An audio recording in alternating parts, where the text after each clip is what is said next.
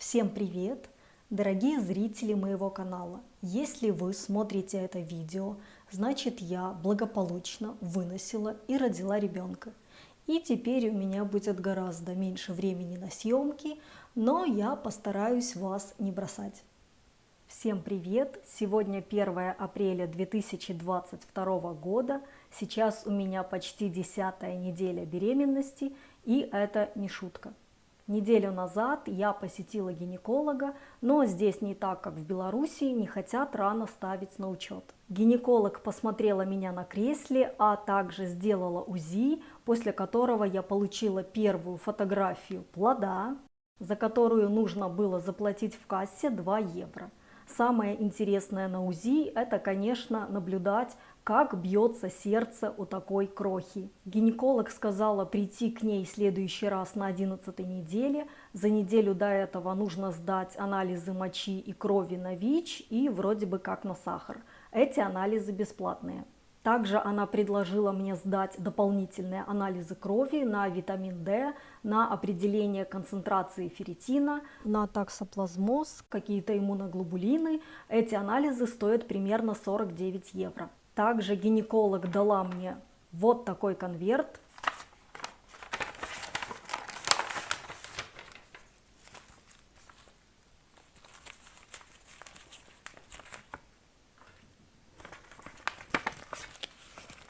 Как я понимаю, здесь одна реклама.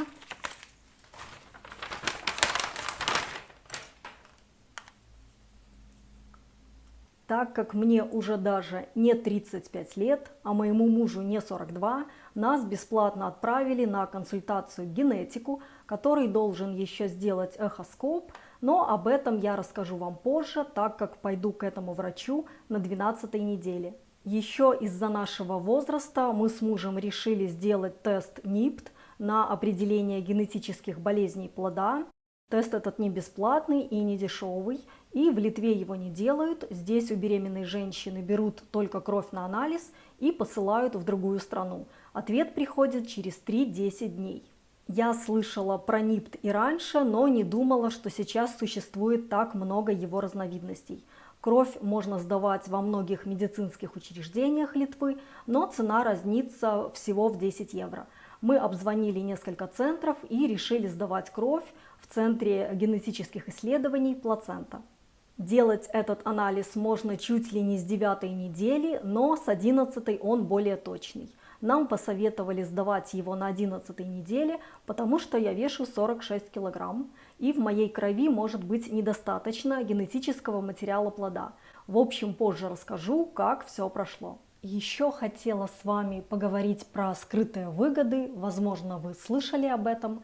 Дело в том, что когда мы чего-то хотим, то есть не только бонусы, которые мы получим, но и кое-какие неприятные моменты. Например, девушка хочет выйти замуж, но в то же время она понимает, что сидеть каждый вечер дома с мужем ей будет скучно. Или она не готова заботиться о другом человеке, или ее пугает бытовуха. В общем, вы поняли. Из-за этих страхов или скрытых выгод желание может долго не исполняться, поэтому со страхами нужно работать. Эффективно проработать психологические проблемы может помочь психолог или психотерапевт. По крайней мере, я думаю, что мне работа с психологом реально помогла.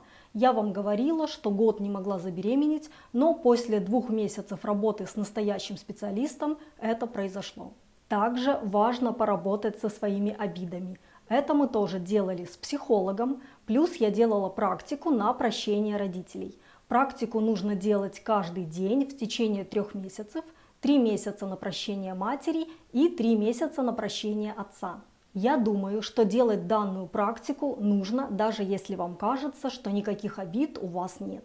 И тем более делать ее нужно тем, у кого есть проблемы с деньгами или с противоположным полом. Я делала практику на прощение матери, под конец 3-го месяца я забеременела. Я понимаю, что, возможно, для кого-то все это звучит как полный бред, но если какие-то неприятные ситуации в вашей жизни повторяются много раз, если у вас есть сложные, неразрешимые проблемы, то нужно пробовать их решать разными способами. Ссылку на практику я оставлю для вас в инфобоксе. Попробуйте, это бесплатно. Ну а если вы хотите поработать с психологом, то я могу вам дать контакты своего специалиста. Ну что, сегодня у меня 11-я акушерская неделя, и я сделала генетический тест НИПТ в Центре генетических исследований плацента. Перед забором крови нам предложили бесплатную консультацию специалиста с целью помочь выбрать вариант теста, потому что, как я вам говорила, вариантов много.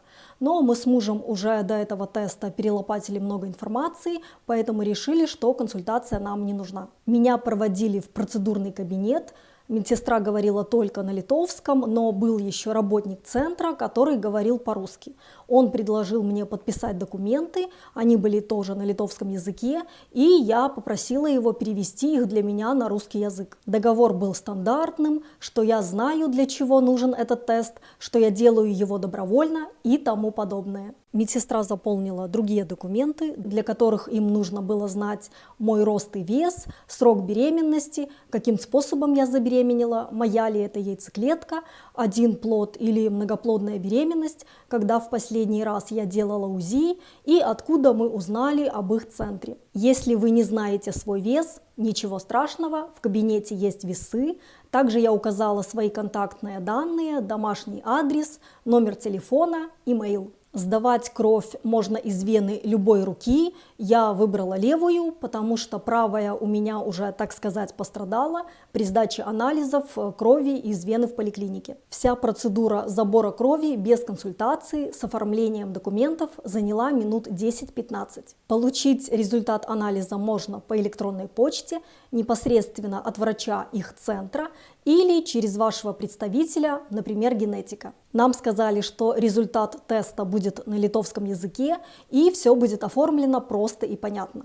Если что-то будет неясно, то можно позвонить в центр плацента и уточнить результаты у специалиста. Насчет представителя. Генетик из поликлиники предлагала нам, чтобы ответ по тесту направили именно ей для расшифровки, но все это стоит дополнительных денег, так что мы решили отказаться. Забыла сказать, что к тесту я никак не готовилась. По телефону консультант центра тоже никаких особых рекомендаций не давала. В интернете я нашла информацию, что за сутки до анализа лучше ограничить прием жирной пищи. В день сдачи анализа допускается нежирный завтрак, а за полчаса до забора крови лучше не есть и ограничить физические нагрузки. Поэтому в генетический центр мы решили ехать на машине, а не идти пешком. Сегодня 12-я неделя моей беременности, и я ходила в Санторишке к генетику, где с помощью эхоскопа проверяли плод на наличие генетических болезней. Моего мужа со мной не пустили, хотя я пыталась выдать его, так сказать, за переводчика. Мне сказали, что по-русски врач тоже говорит, так что мой муж, к сожалению, ничего не увидел и не услышал, но самое главное, эхоскоп показал, что плод здоров. Но первый скрининг – это только 80% вероятности. Врач нам сказала, что так как мы делали тест НИПТ, который правдив на 99,9%, то к генетику можно было не идти. Несмотря на это, она тщательно все проверила и даже дала мне 2 фотографии плода. Кстати, благодаря тесту НИПТ можно узнать пол будущего ребенка. Генетик мне задавала стандартные вопросы: сколько лет мне, сколько лет моему мужу, когда у меня была последняя менструация перед беременностью, есть ли у нас другие дети, и вроде бы все. Еще про тест НИПТ. Покажу вам немного, как он выглядит. Это перевод на русский язык с литовского. Чтобы подстраховаться, как вы видите, они пишут, что тест достоверный, но всякое может быть. А вот эта таблица снизу – это про сам генетический тест НИПТ, насколько он достоверный. Например, в последнем показателе макродилеции тест достоверен пока только на 74,1%. Дело в том, что бывали случаи, когда женщины делали аборт только после результата этого теста, а потом оказывалось, что плод был здоров.